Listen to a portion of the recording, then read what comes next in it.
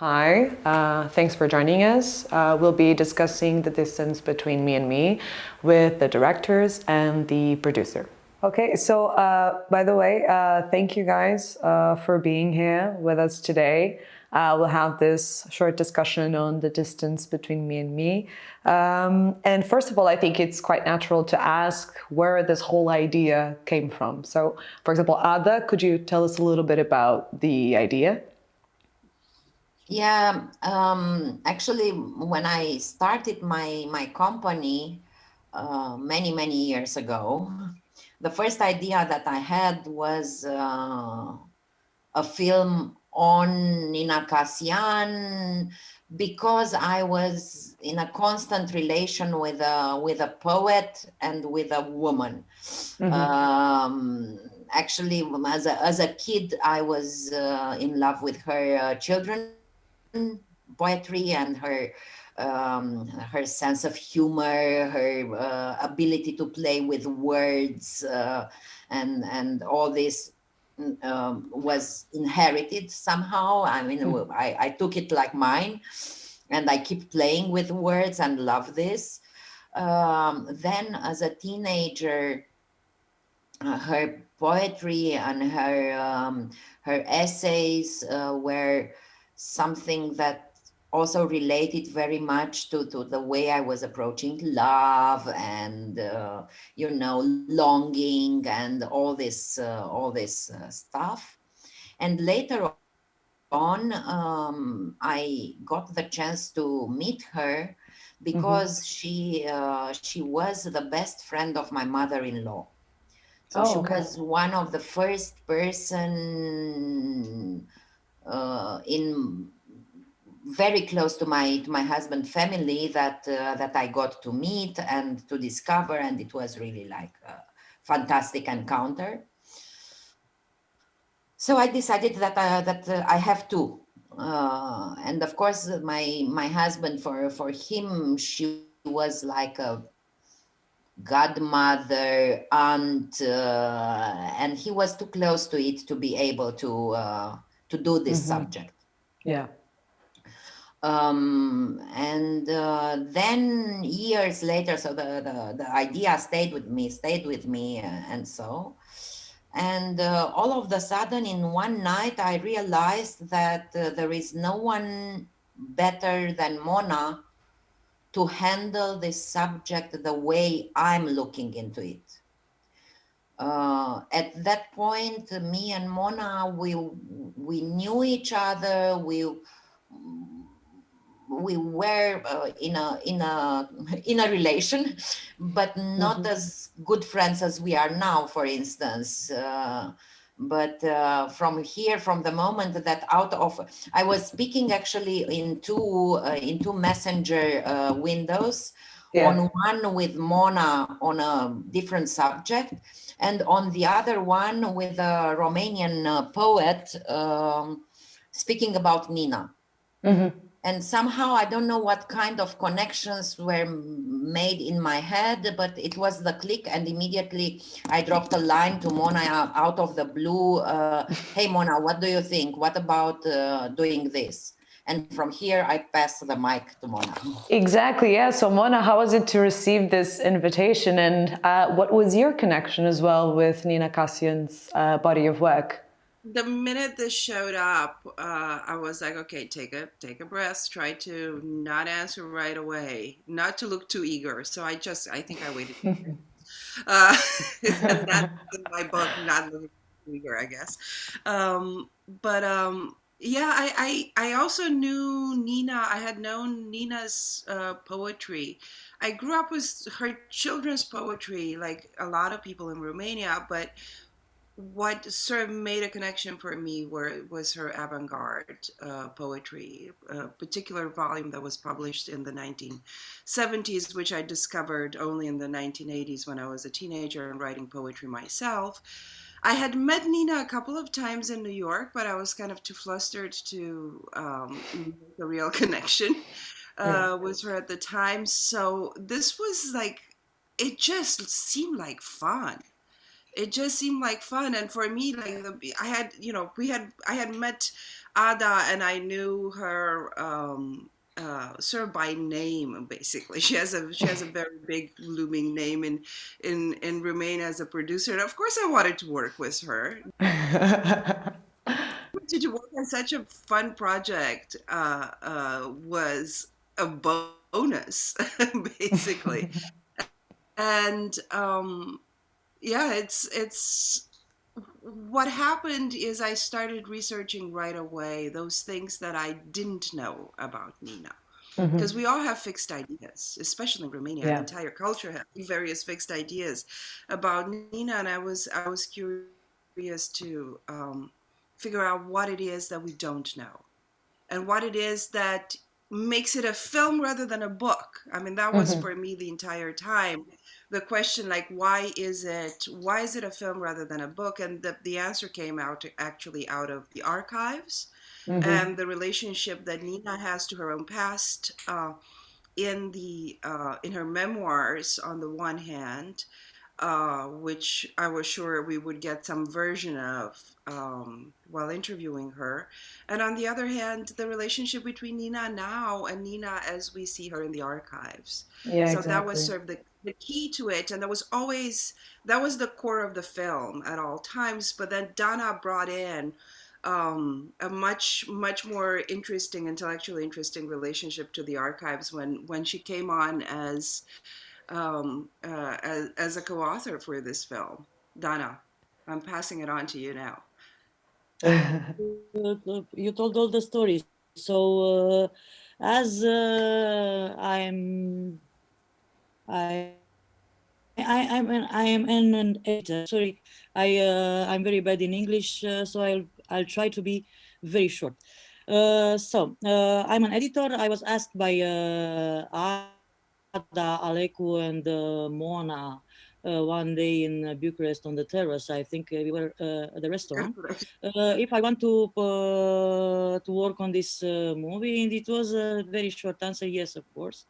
It was probably a problem of time, when and how, and but in my head it was very easy to decide.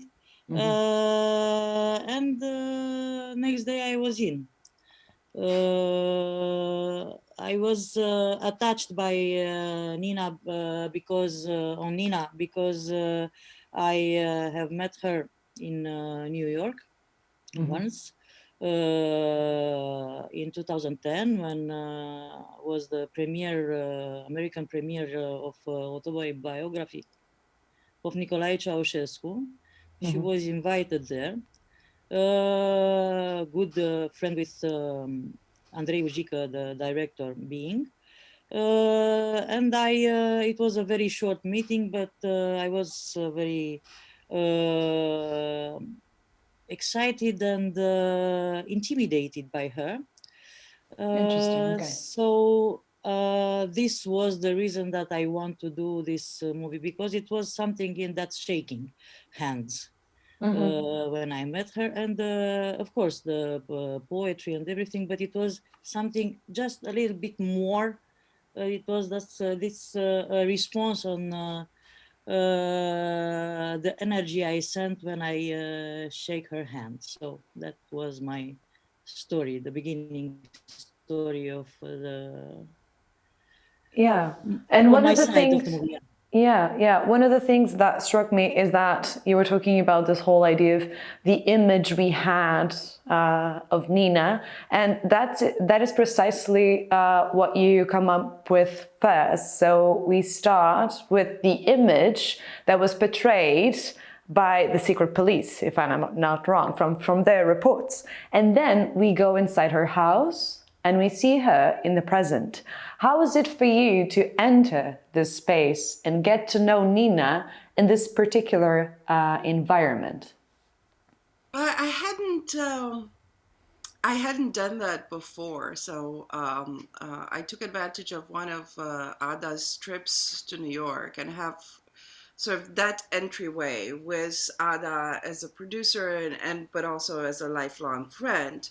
And I didn't know what to expect, actually. I do tend to get intimidated especially by other strong women. Like, strong men don't bother me at all.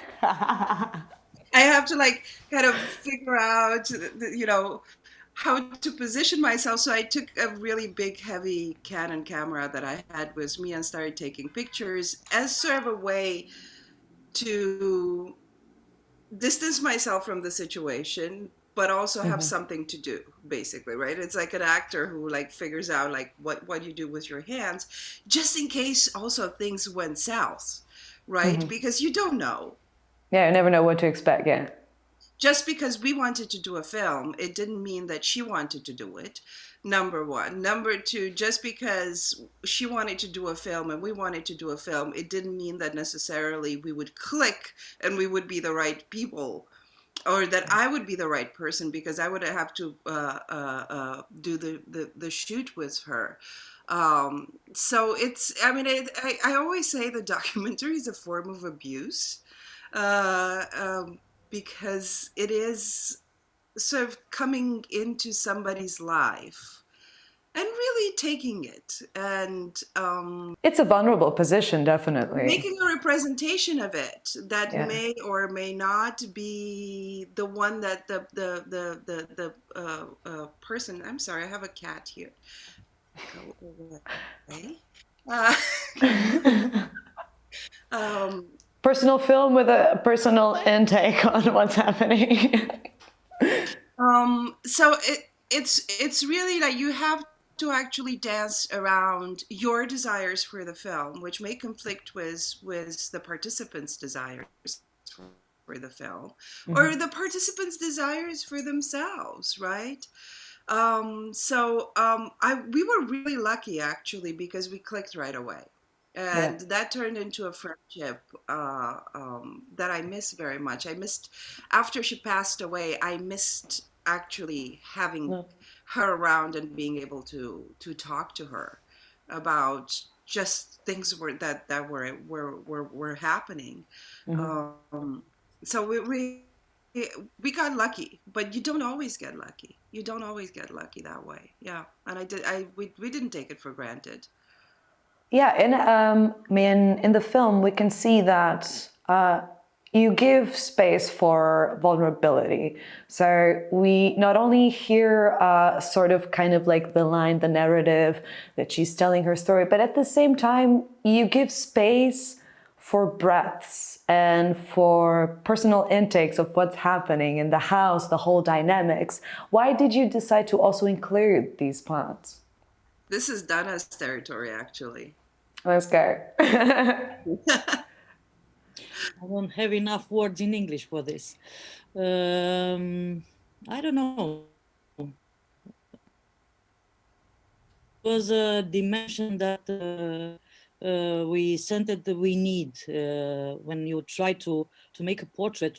You, as an author, as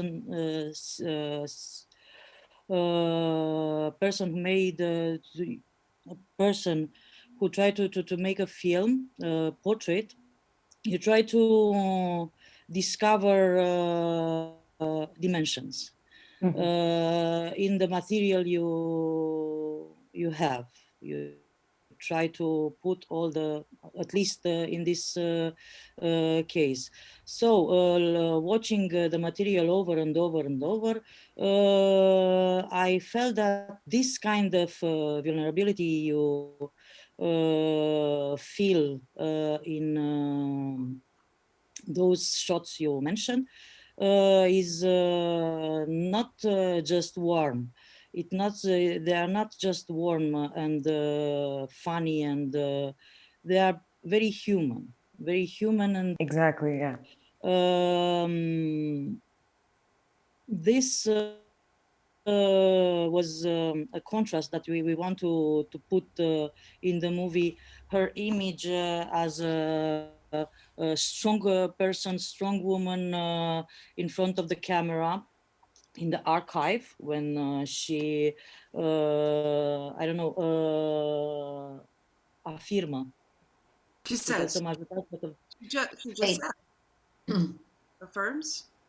Yeah, it's a very bad signal here in my home in this moment. So it's very difficult to connect to what it happens now.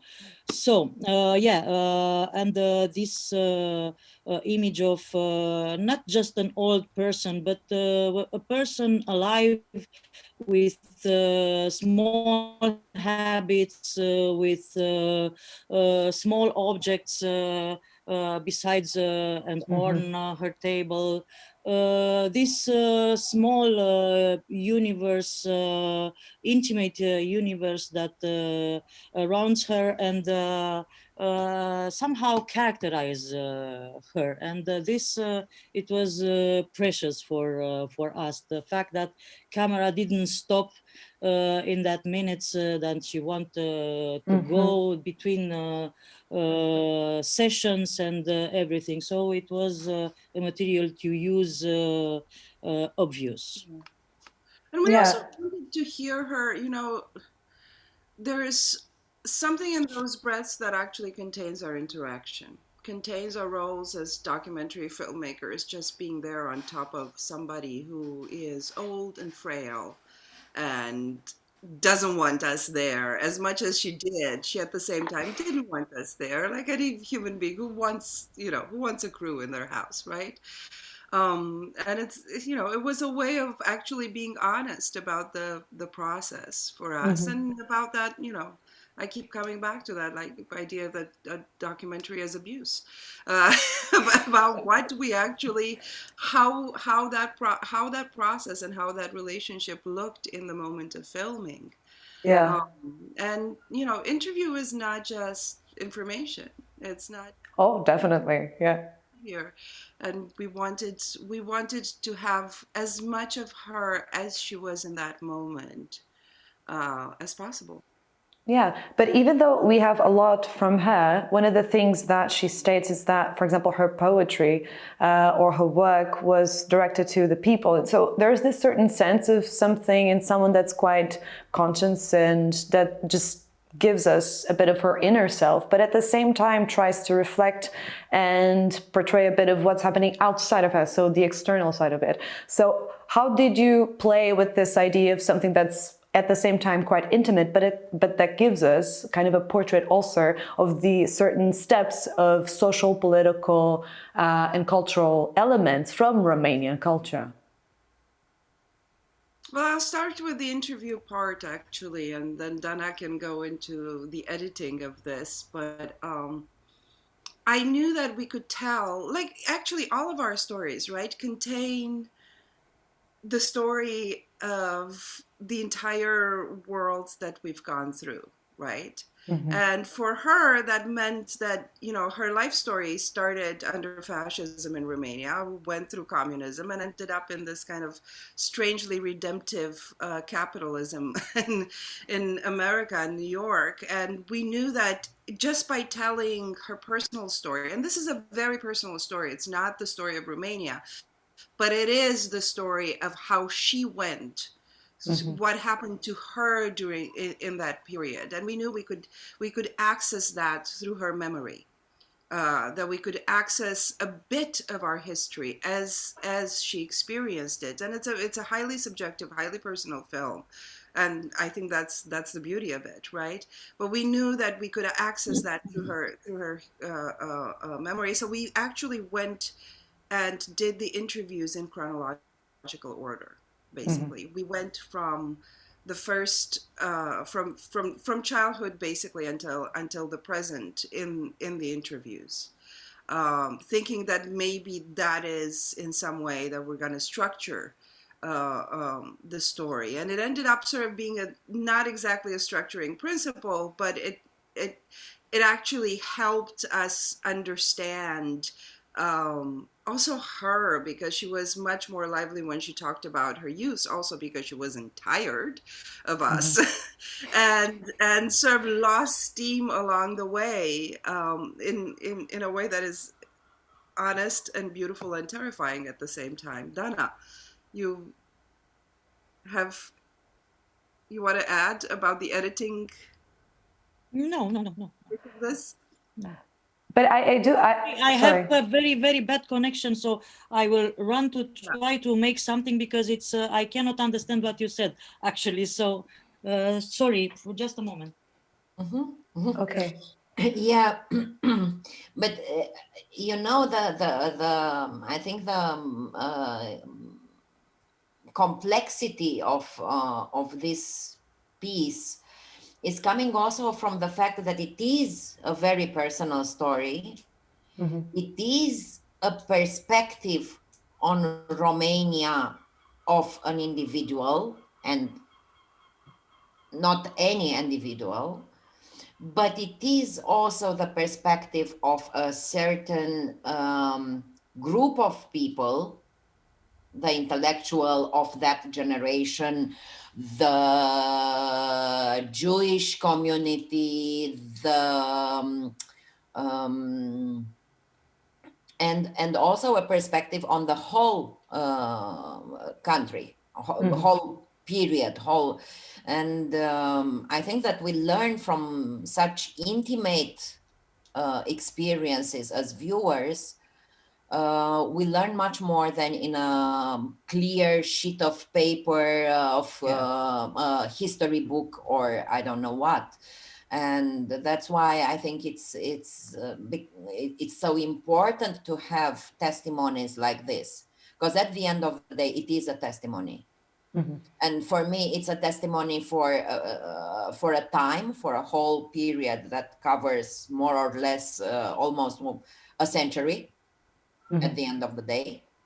And on the other hand, it's a way of keeping this fantastic presence and energy next to us. I can say, and probably the ones that will watch this and have seen the film would confirm that. I remember how the people were getting out of the cinemas when the film, when we were participating in the screenings. And they were like, especially the women, of course, but not only, they were like, I got my pill, I got my vitamin.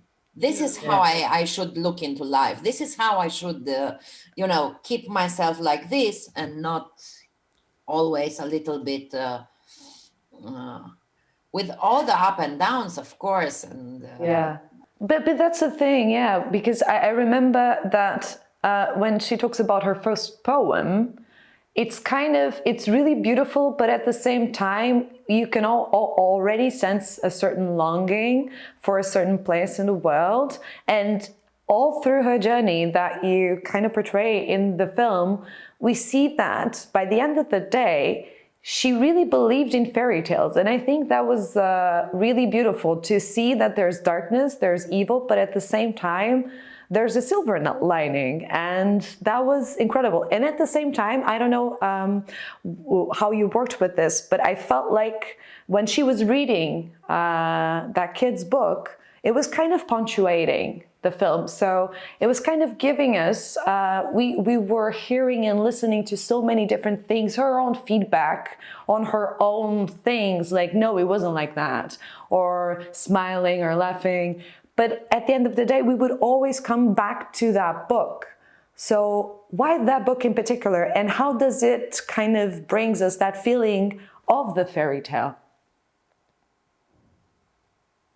Dana, you want to address that, or you don't have the start you first, please.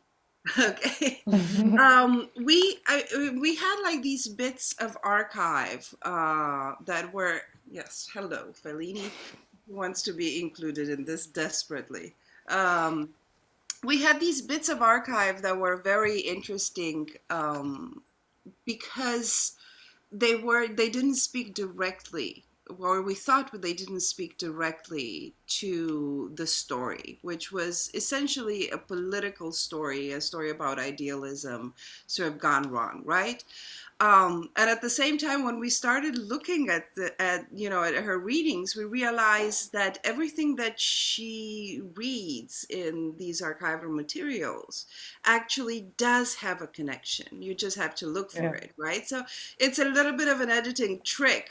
Where we put those bits actually makes them read in a way that is entirely relevant. And I'm not sure that they weren't at the time. We don't know whether they were or they weren't, but definitely they speak to like Nina's own trajectory, emotional, political, intellectual trajectory. So we tried to use them as a way to actually also speak about the relationship between art and history and politics, or art and reality, because this is it's a children's book, right? What could the love story between two tigers, big deal, right? It's just you wouldn't think that that's actually necessarily speaks to her own transformation along the way, but the way we worked with it, we realized actually it fits. It fits here. And that was like sort of Dana found these ways to work with the archive, in a way that's not obvious, and that creates both sort of friction and mutual attraction between the present and the past.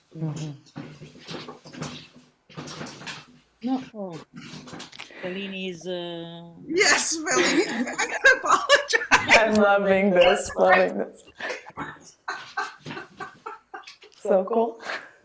Yes, and I believe that it depends on the level of lecture, because this text, okay, apparently is just a child's book, but actually it isn't. As Mona said, it is a very particular story of her own, of her trajectory in that historical period, political, social, personal, and everything. Because after 1 year after we finished the movie, I read to a pupil the book, and it was so powerful, that level, historical and political level, in this lecture, because at one point it was impossible to continue, because I felt that is too much for a child to read this kind of story. It was very strange in my head, this twist of level of lectures of this small innocent story about two small tigers. So it was fantastic, yeah. And it was I think in the beginning more an intuition than conscious thing, until we realized that yes, it's about this, so we can we must use it this way as an leitmotiv of this movie. It's not a leitmotiv, it's a story, cum se cheamă, împărțit. A split story. Yeah, a split story in the big one, yes.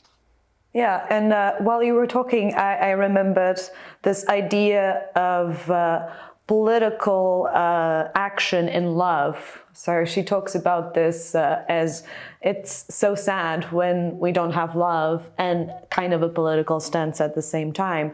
And I was wondering, looking now at thinking about the film, we end up in this more lovely mood with her husband. And by the end of all of this trajectory, what can we get out of this? Because Ada was talking about how people were leaving the theater feeling kind of energized. So what can people take out of this magnificent story and film? You want to go, Ada? No, I'll let you.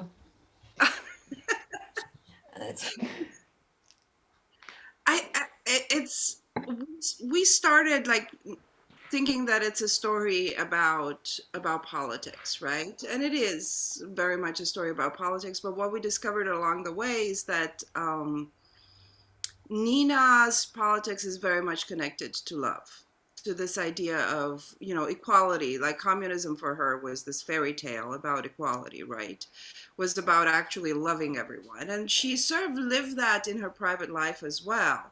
And there's something very what is it? It's bracing actually to see somebody who actually does live this to the fullest, you know, through thick and thin, through like very, very rough times. She sort of didn't lose her compass. That is always pointed that way, and until the very last, basically, act of her life. Where you see that she still is very much capable of love and of creating a loving environment. There's a very, the relationship to Maurice is a very vigorous one, actually, emotionally, physically. You can see them sort of touching each other and lighting up when the other comes into the room. And it's, you know, if we take nothing else, because the little information, you know, the little pieces of information come and go into our head. But if we take nothing else, I think that's, you know, that's sort of the pill, the vitamin that Ada was talking about. This idea that you can actually carry love through a lot of crap that goes into your life, and you can Yeah. I think that that for her, at the end of the day, she was addicted to love. She needed to be in love with a person, with an idea, with a concept, with something, and without ever being ashamed that she is in love. Mm-hmm. She recognized that maybe sometimes she was wrong. Maybe she was in love with a wrong person or with the wrong idea, but she always made it up to the end. If I'm in love, I'm in love, and I'm not betraying. End of story. So I think, but and this for this, in order to recognize this and your vulnerability at the end of the day, because when you are in love, you become vulnerable. I think it's a great example and a great strength at the end of the day to be able to go up to the end in every single one. And but for her, it was essential. She couldn't live without it. Again, if it's not a person, then it's an idea. If it's not an idea, then it's maybe a place or a group of people or a certain situation, but in love, up to the bottom. Okay, so I think we can finish this conversation. I'm so glad I was able to talk with you guys. This was amazing. Thank you so much for such a sublime portrait. And so, yeah, I think we can go. And I'll see you tomorrow. And for the rest of you guys, yeah, we'll see each other soon, I hope. Thank you. Bye. Bye. Thank you for joining us for this short Q&A. You can watch the film. It's available online in Filmin until the 28th of March.